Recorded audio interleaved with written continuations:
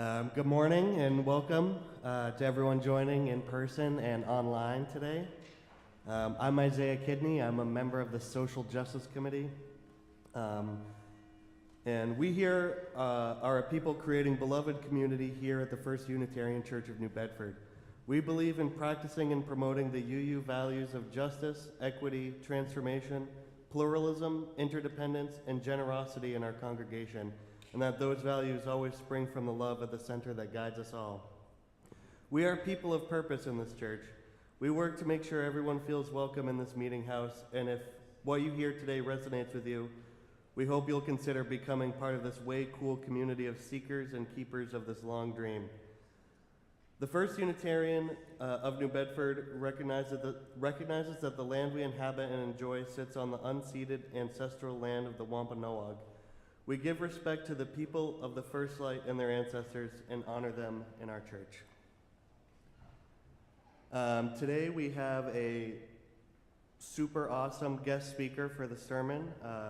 Mary Lou Nicholson earned a BS in early childhood education from Bridgewater State College in 1992. She has been a professional nanny since 1994. In 2011, she started the group Be the Solution to Pollution in order to clean up SouthCoast shorelines and teach the public about plastic pollution and its connection to climate change. Mary Lou was trained as a climate reality leader in 2020 and is a member of Climate Reality Project SouthCoast, Massachusetts. She is also a member of the Plastic Free Massachusetts Coalition and the Zero Waste Rhode Island Coalition. She has testified many times before legislators to encourage the passing of bills to reduce polystyrene and single-use plastic pollution. And now, if everybody would like, if we'll have a moment of movement where everyone can stand up and get the giggles out before we start.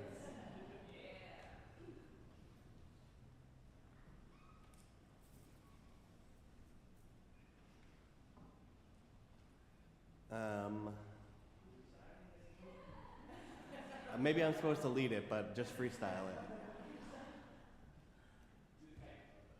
Say what?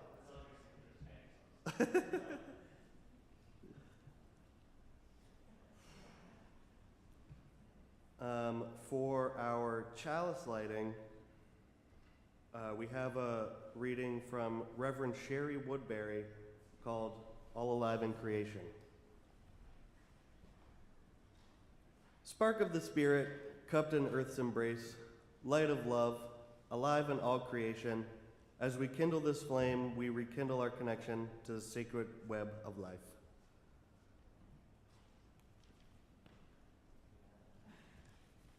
Now for our opening words.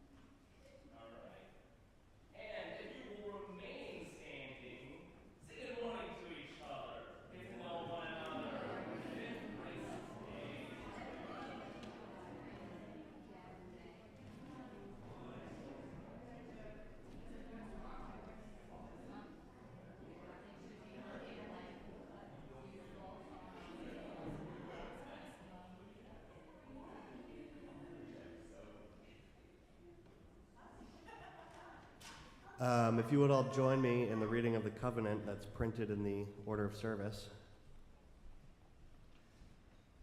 We come together as a religious community, upholding freedom of conscience, right relationship, and the inherent worth of all people. We value our diversity and pledge to care for one another in the spirit of compassion, to speak and listen to each other with respect, and to promote justice and kindness in the world. And now we're going to have our story for all ages with Yasmin.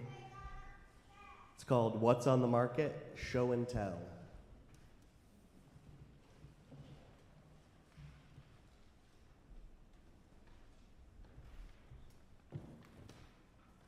The world, since 2011, has been here with me and our UU church. It's getting some wear and tear. But you should know this world has been at every Earth Eve parade that we have been doing, at least since I've been here. I know that our guest today will speak a little bit more to that Earth Eve parade, but could you imagine if this is just getting the wear and tear, what the real deal looks like? So we're gonna go back to what's been happening. We had a climate justice revival. We had a climate justice revisit. And now we have What's on the Market. How many of you love going to that market, whichever one it is that you choose, Market Basket, Shaw's, Stop and Shop, your local DeMello's, whatever it is? Are you purchasing items with 5 ingredients or fewer? Are you purchasing items with limited packaging? So let's talk. Remember this one? Can I have one of my Sunday school students? If we're watching what we buy, can one of the Sunday school students give me an example of how this relates to being mindful of our earth? What would be an example of watch what you buy? Anyone? Alec?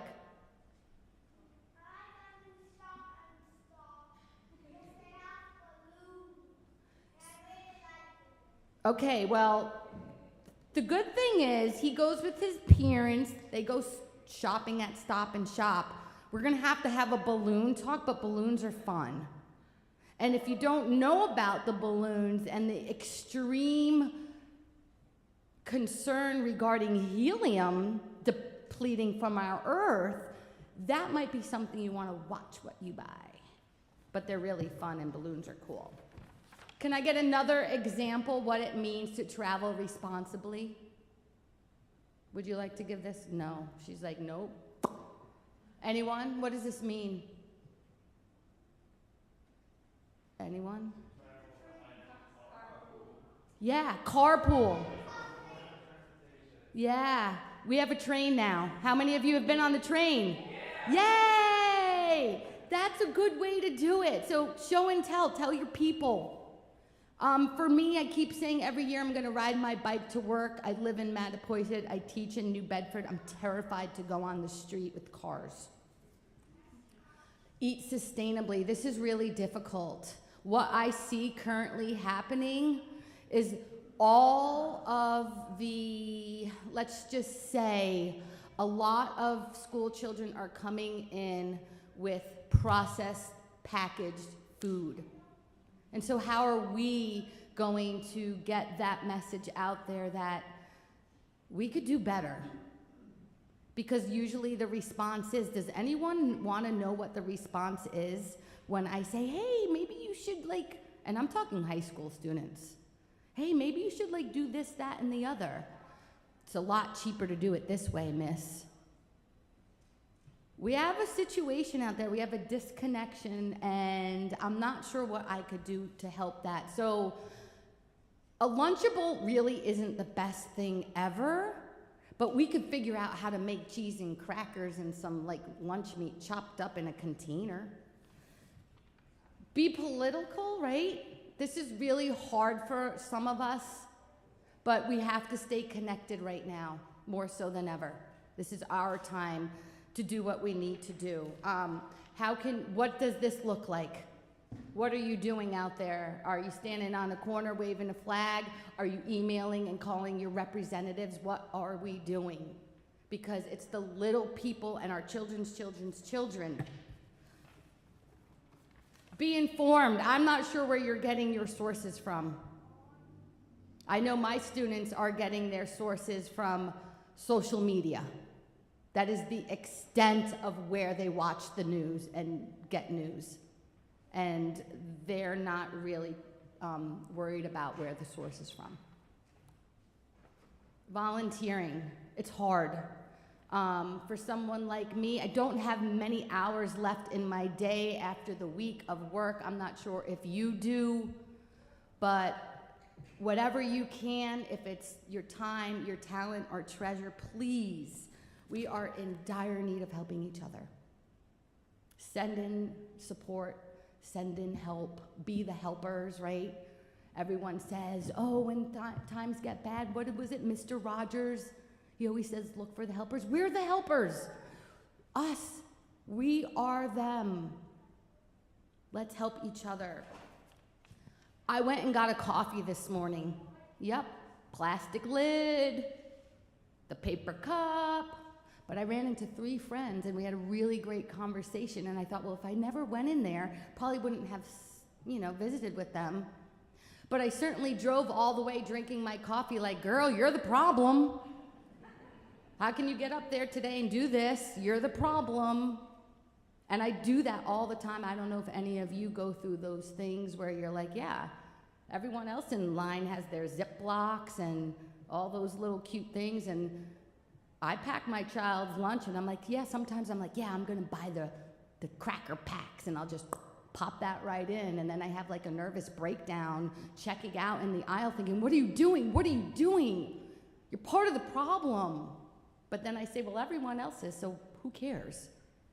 But that's where the problem is. We have to care. Reading is a thing, right? The stats and data show that in 3rd grade, if they don't have that skill, the success moving forward is detrimental. And use your voice. We have to keep revisiting these things and consider what it is that we can do. Now, luckily, we're all here, and our Unitarian Universalist values tell us to be these good people, but it's hard.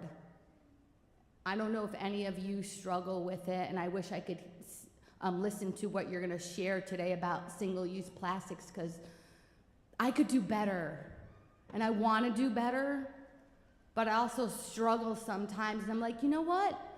I'm only here for a short amount of time. Let me just go get that little coffee. Because when I do bring my mug, it's like they look at me. It might be a little dirty on the outside because it's like 10 years old. But I sometimes feel shame. And then there are some coffee shops who say, we don't want your mug. So then I'm in there, I'm pouring mug, and then I'm like, what am I doing? I just wasted a cup to pour a cup, and now I'm spilling, and everyone's like, you're holding up the line, and I'm just like, make your coffee at home. You should know I do that. And already had like 2 pots before I get off to work. So, show and tell.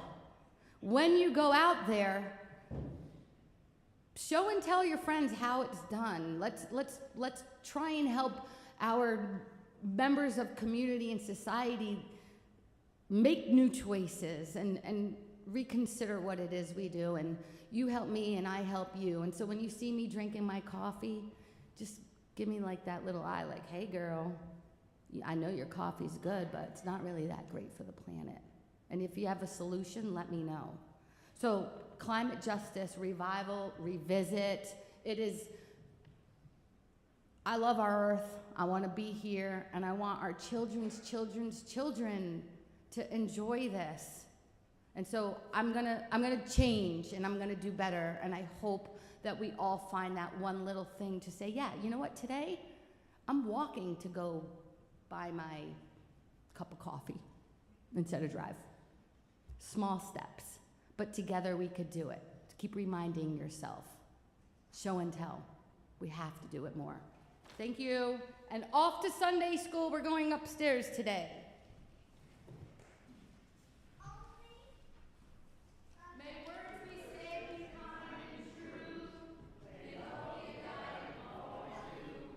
May kindness sing within our heart, and peace be with us all our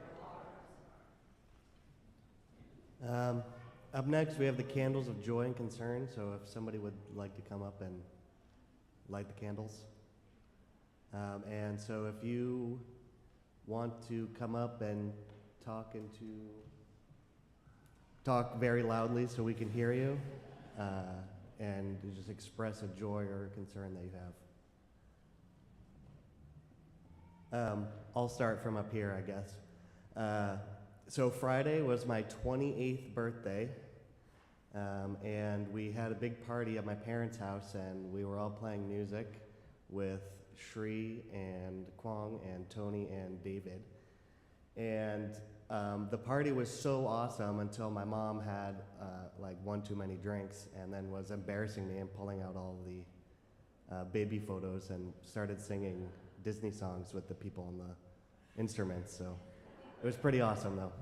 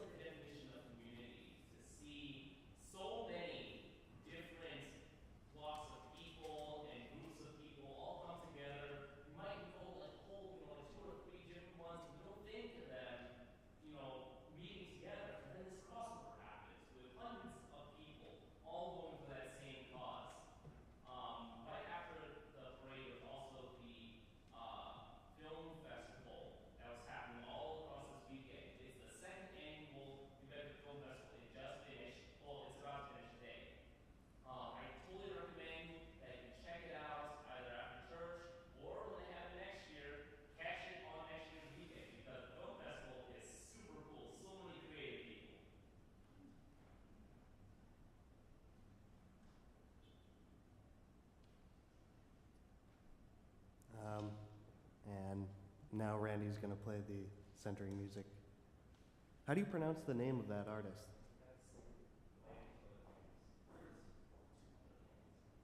Oh, yeah, sorry. And 2 other candles for the joys and concerns that people are holding in their hearts.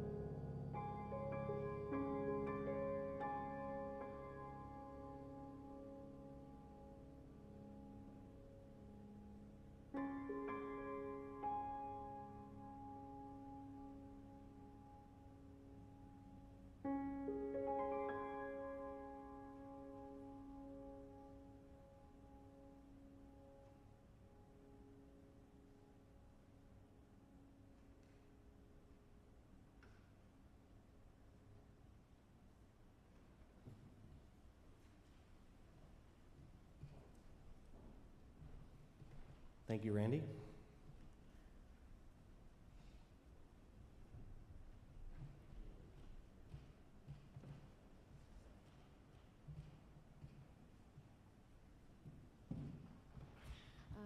I'm going to read the responsive reading.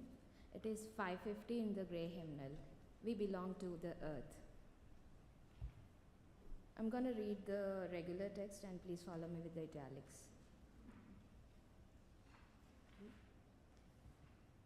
This we know, the earth doesn't belong to us. We belong to the earth.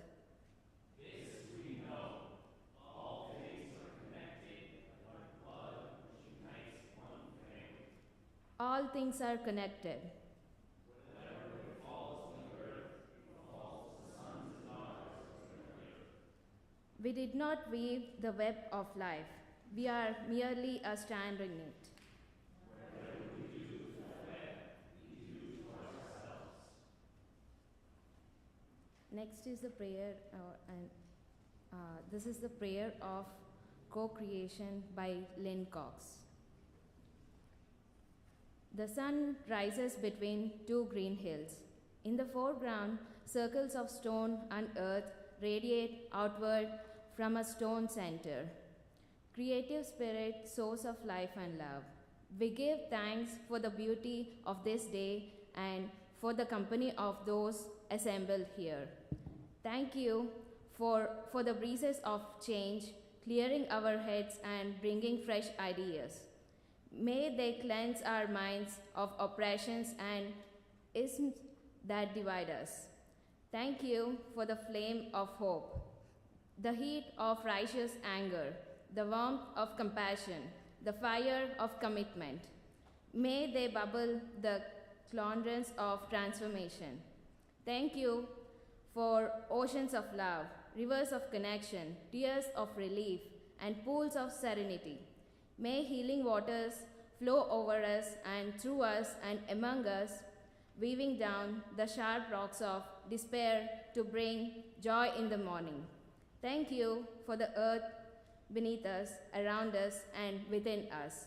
May we take this clay, co-creative, and a new realm of justice and beauty. Thank you for all these and more. We accept our gifts and commitment to building, sculpting, painting, singing, and dancing them to life and to abandon life. So be it, blessed be. Amen. Next is musical response. Peterson Berger, Landscape at Dusk.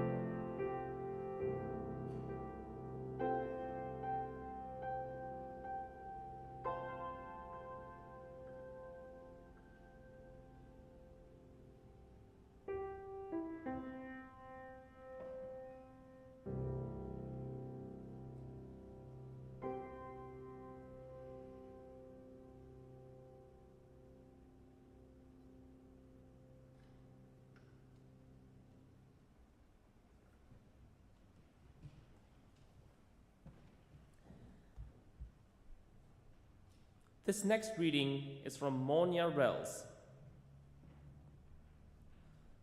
Another critical element of climate hope is joy. Author Adrienne Marie Brown, in her book Pleasure Activism, says that when activism feels joyful, we're more likely to engage in it, feel purposeful about it, and be able to practice it sustainably. It can be a terrible thing to acknowledge the reality of Earth wrecked by rising temperatures and tides, but I find joy in dreaming what a future world could look like. No homelessness, no poverty, an abundance of food available to anyone who needs it, a government where every person has a voice. This imagining is another part of climate hope. I believe that all organizing is science fiction, Brown tells us, that we are shaping the future we long for and have not yet experienced. Climate hope isn't just about joyfully dreaming of the future, it's about appreciating what I have found joy in today as well. One day, recently, while I was teaching at the Hitchcock Center, my 6-year-old students and I found a fallen tree. We started climbing across the tree's fallen trunk, and I asked them why trees are important. The students had amazing answers. They were fun to climb on, they were beautiful, they made forests, they give shade. We talked about the carbon cycle, how humans breathe in oxygen and breathe out carbon for the trees to do in reverse. The students all began puffing out exaggerated breaths. "We're feeding the trees!" one exclaimed gleefully. Sometimes climate hope is complicated. And sometimes climate hope is as simple as that. Appreciating your own breath and the beautiful ways you and a tree can care for one another. Now, will you will rise as you are willing and able for hymn number 163, For the Earth Forever Turning.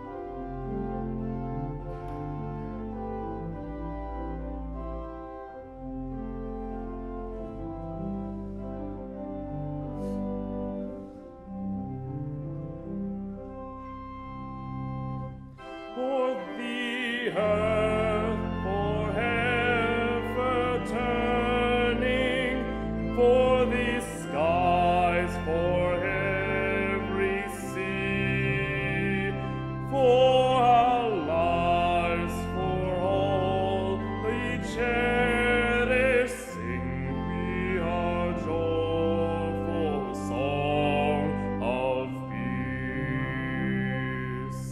For the mountains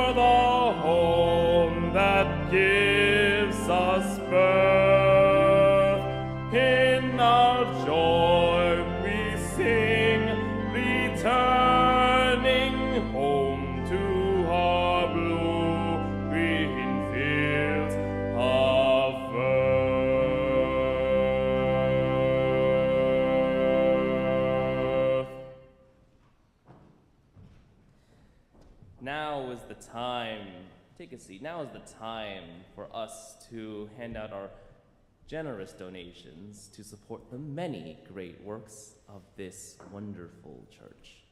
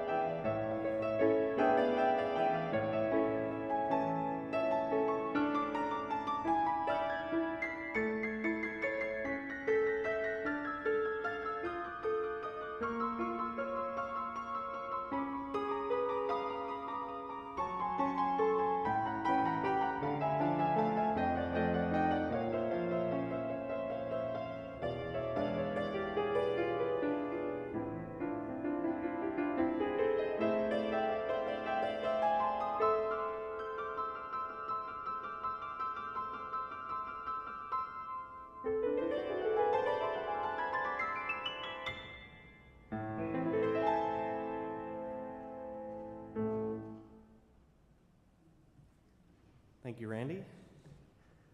And now for our guest speaker, Mary Lou Nicholson.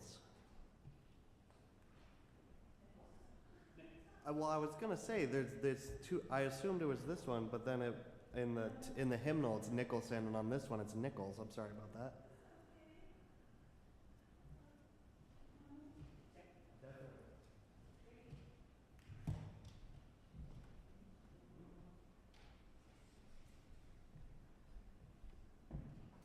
Hello. Can you hear me? Yes. I am not a podium person, so bear with. I'm usually running back and forth when I'm talking and, holding trash. So if at any point you can't hear me, please just yell at me. I am Mary Lou Nicholson. And this was not going to be my life in 2011. Running a shoreline cleanup educational group was not what I had planned. I am a full-time nanny. That's the joy of my life.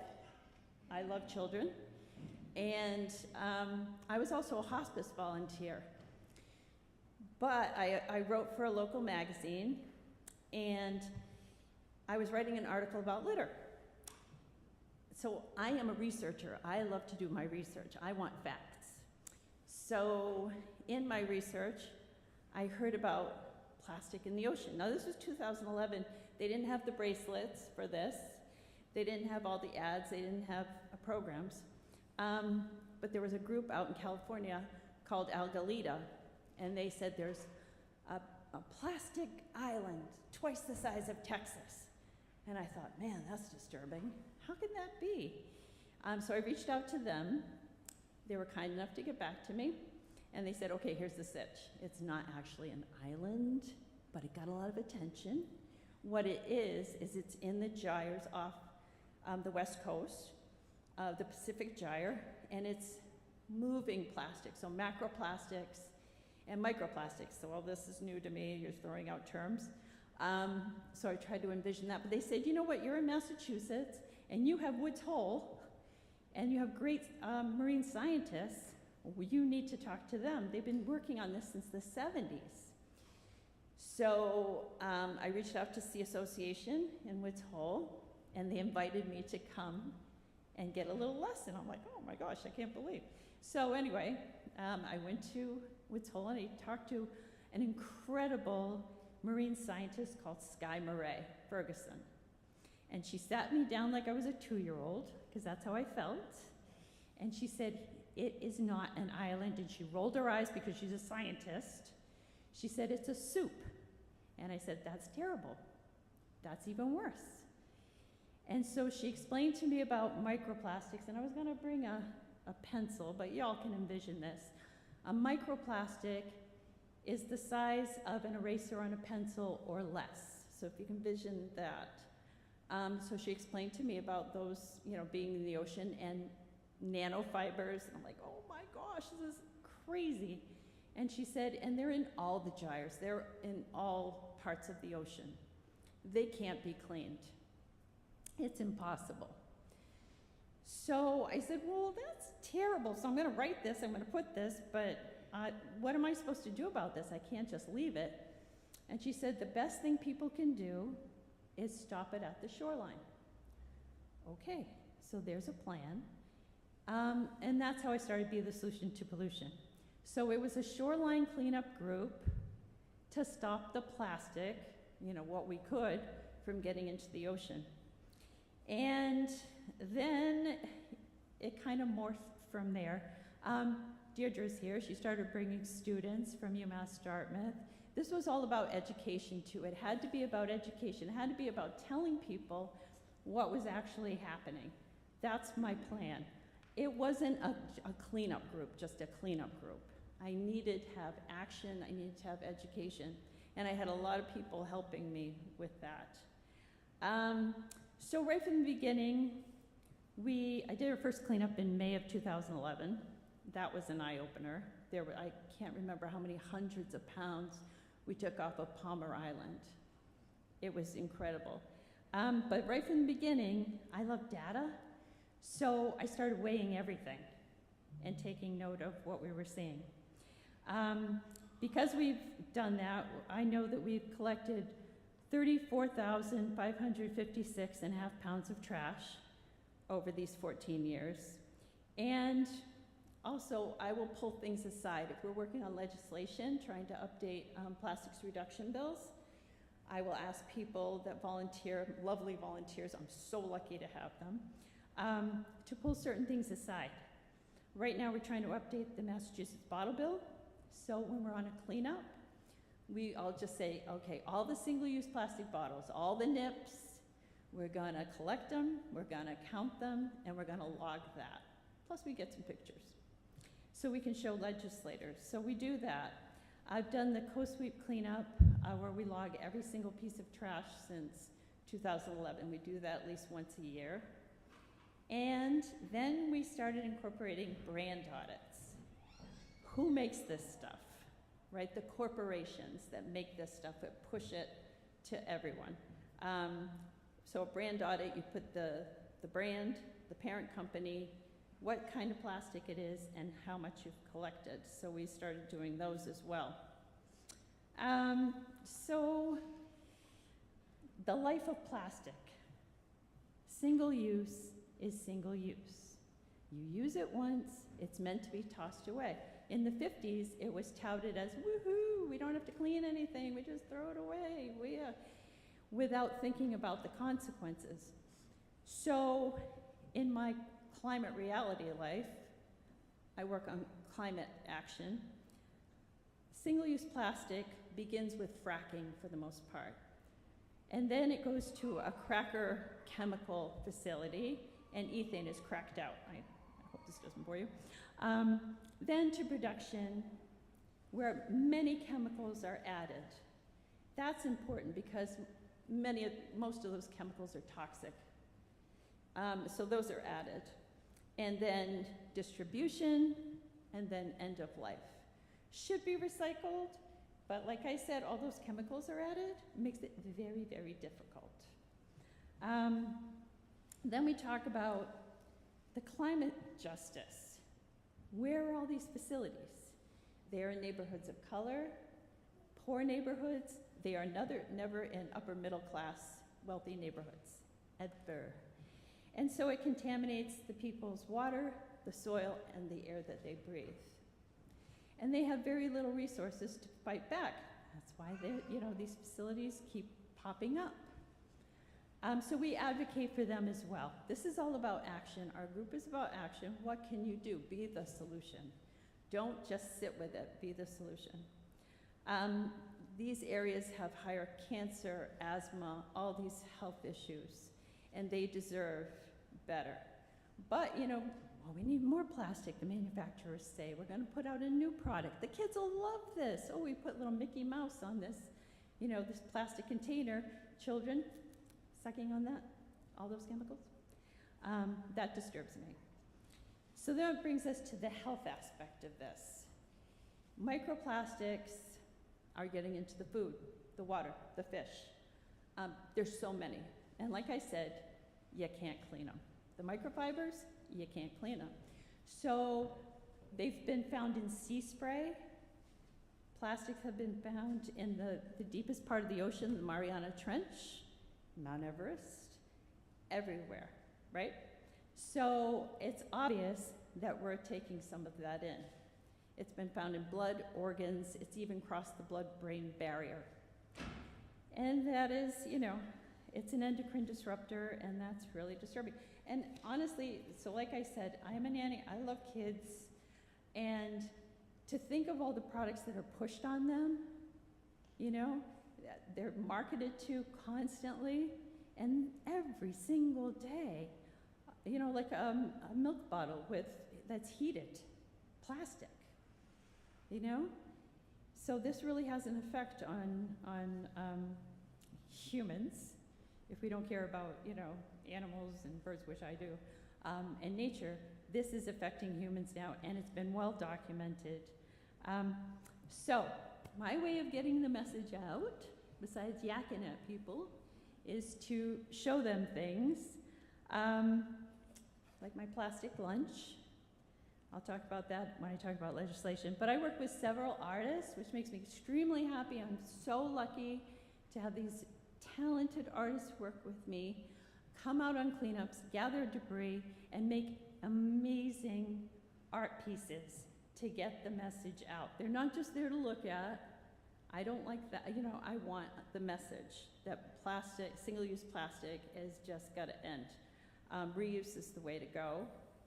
And Katie Rodden-Walker right now has the most amazing exhibit at the Whaley Museum if you haven't seen it yet. Yeah. Please go check it out. It's only going to be there till April 22nd. But it's all about single-use plastic. It's called Community Blooms. And there's these plastic jellyfish everywhere. And you've got to walk through them. And the message is there. Elaine Adler, they have derelict rope whales outside behind the Whaling Museum. Amazing. We find tons and tons of boat rope. I used to bring them to a local guy, and he'd make bracelets out of them. But I'll give it to whoever wants them. If I can keep it out of the landfill, yay! That makes me happy. Rebecca McGee Tuck. Now we're talking about Earth Eve. The plastic sculpture monster. Has anybody seen the plastic sculpture monster? Woohoo! Well, that was the second life of those nips. There were plastic nip bottles that we collected in 2022. They were nice enough to store them at UMass Dartmouth for me. I had this crazy idea. I just wanted to make something. And so everybody was saying, the nips, the nips. So I said, well, what if we collected them? But I don't have anywhere to put them. And then Jamie Jackhart from UMass Dartmouth said, you can store them here. That's all he needed to say. 32,885 nips later, he said, I think we have enough. Thank you. There was no problem getting those nips. So the first thing we did, and I did bring a picture I can show you later, is we spelled out on the quad at UMass Dartmouth, #BreakFreeFromPlastic. And they had a drone and shot the whole thing. Amazing. It was used in the World Report for Break Free from Plastic, the global group. But then, I'm picking them up with everybody else, and I'm thinking, come on, that can't be it. All right, that was great, but what if we do something else? We're not going to throw these away, right? Landfill? Urgh. So they agreed to hold on to them. And then after the pandemic, we talked about a sculpture. And I had testified up in the State House. I met this artist, Rebecca McGee Tuck. We liked each other immediately, and that was that. And then there was a visiting artist at UMass all of a sudden that came that would work on this project, and it was Rebecca McGee Tuck. And I'm like, oh my gosh, I like her. This is gonna work out. So anyway, we put it to the students to come up with the idea of what it was gonna be. I didn't want it to be pretty. I didn't want it to be cute. Those were my, that was just my directions. Please don't make it cute, don't make it pretty. I want people to see how ugly this really is. And they came up with a sculpture monster. And it's been in the AHA parade twice. It's labor intensive because it takes up half the street. But it's amazing, and so many students worked on it, and they did a great job. We're talking about afterlife for that monster because, I don't want anything to go to the landfill. I have a problem. But anyway, I have testified several times at the Massachusetts State House and the Rhode Island State House, and it is not my favorite thing to do. I don't care for it. But when you feel passionately about something, sometimes you gotta suck it up and you just gotta do it. So I did. But the first time, I made a really good decision, and I almost didn't. But I thought, well, I'm gonna bring my plastic lunch. What are they gonna do? They'll tell me to throw it out if they don't want it, right? Won't let me through. And before I ever got into the building, a reporter stopped me. It was bigger than this, full disclosure. They have it at the Whaling Museum right now, the one I use. But a reporter was like, what the heck is that? And I said, well, this is my plastic lunch. It's today's special, Plastic of the Sea. It is locally sourced from Fort Phoenix, Fairhaven, Massachusetts, and the expiration date is never, because plastic never goes away. The ingredients are polystyrene, polyethylene, and polypropylene. This, was enough to get a 2-page article in a newspaper. I'm like, really? And then when I went in to testify, the legislators wanted to know about the plastic lunch. They were like, oh, what is this? And thanks for bringing the props. So that helped me. It's always visuals. Visuals really catch attention, and data. So I have multiple times worked on plastic reduction testimony. And right now, I'd like to tell you that we're working on 3 bills in Massachusetts. An act to reduce polystyrene in the environment, an act relevant to the plastic bag reduction that would eliminate plastic bags across the state, and not the pesky, thicker plastic bags that they try to, get away with. That would eliminate them as well. And an update to the Massachusetts bottle bill that was created in 1983 and hasn't been updated since. So it doesn't cover any non-carbonated beverages. It doesn't cover, as of now, it's just carbonated beverages. And when we're on cleanups, and this is where my data comes in the pictures, piles of non-carbonated beverage containers and nips, and a few carbonated. Yesterday we did a cleanup in the rain and the wind. 10 students from UMass Dartmouth showed, or actually 11 students showed up, and we had 27 people.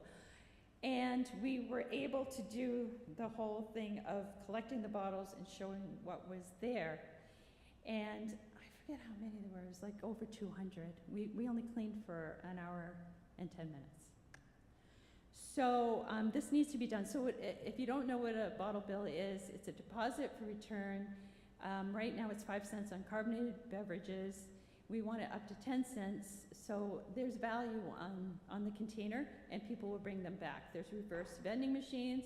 You put the thing in, you get the money back. It's not a tax, and it would really keep things out of the environment, and those things would actually get recycled. There's so much contamination in recycling that a lot of things aren't getting recycled. A lot of plastic isn't getting recycled, and things that have multiple chemicals in them are also not getting recycled, but these can get recycled. It's a clean process, and there is a market for the type of material, the single-use plastic bottles. So this is my life that I didn't plan on in 2011, but 14 years in, and I'm still plugging away at it, and it gives me joy, sometimes exhaustion, but it's all worth it because I really do care. And I think, you want to leave this world doing something. You don't have to do everything. Sometimes I have to remind myself that, but just to do something. Like if you just replace, you're talking about a coffee cup, it's doable. I have reusable utensils in my pocketbook. I have a reusable water bottle. It is doable. So it's not that complicated. And I have 2 children that I nanny who manage to do it, 9 and 12. And they take their bento box to school, and they take their reusable stuff, and they get outraged when they see, ridiculous plastic. Like, why did they put the plastic on the cucumbers? Are you kidding me? So, children can do it. I think we can all participate in that. Thank you so much for having me. I really appreciate it. And I will not give up. I'll keep plugging away. So I'd love to talk to anybody at the coffee hour, anybody that wants to chat. Thank you. Thank you.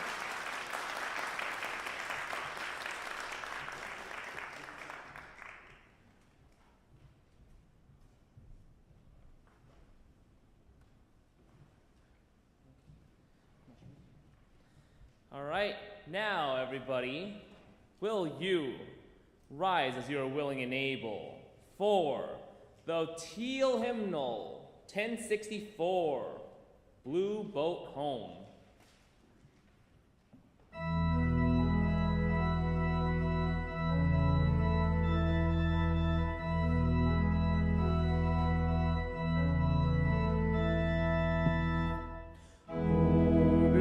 Below me I feel no motion,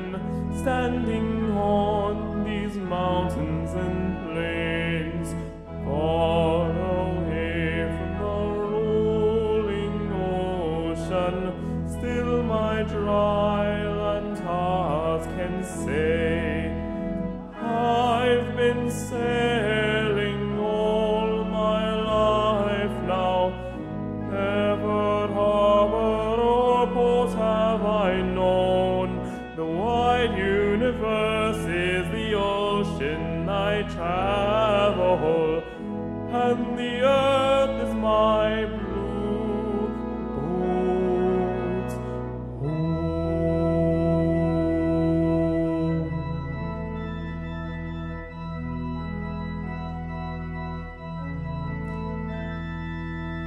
Sun, my sail, and moon, my rudder, as I ply the starry sea, leaning over the edge in wonder, casting questions into the deep, drifting here with my ship's companion, all we kindred pilgrim souls, making our way by the lights of the heavens and a beautiful blue boat home.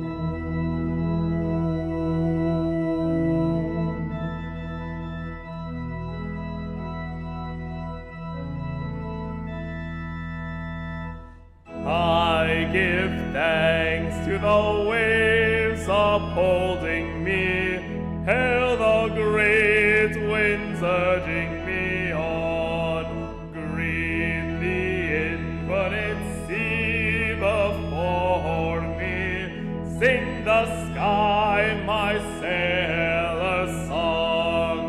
I was born upon the fathoms, never harbor or port have I known. The wide universe is the ocean I travel, and the earth is my blue boat home.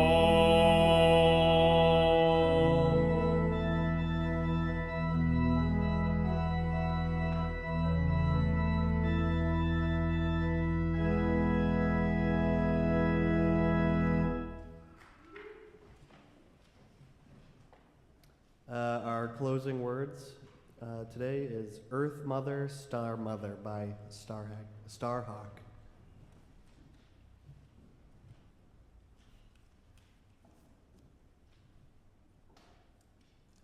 Stark was born Miriam Simmons, if you don't know. She was an activist and a feminist and a pagan. Earth Mother, Star Mother, you who are called by 1,000 names, may all remember we are cells in your body and dance together. You are the grain in the loaf that sustains us each day.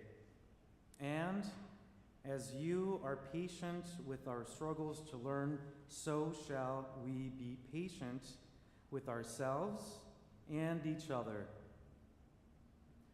We are radiant light in sacred dark, the balance.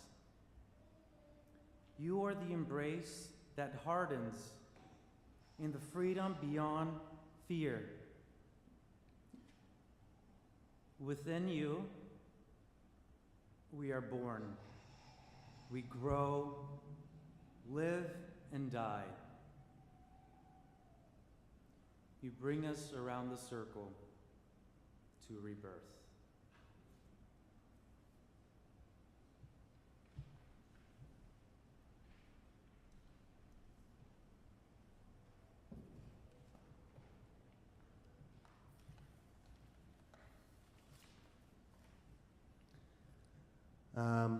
If you would like to join us for coffee hour after the final song, that'd be awesome. Karen's usually really good at doing the final sign-off.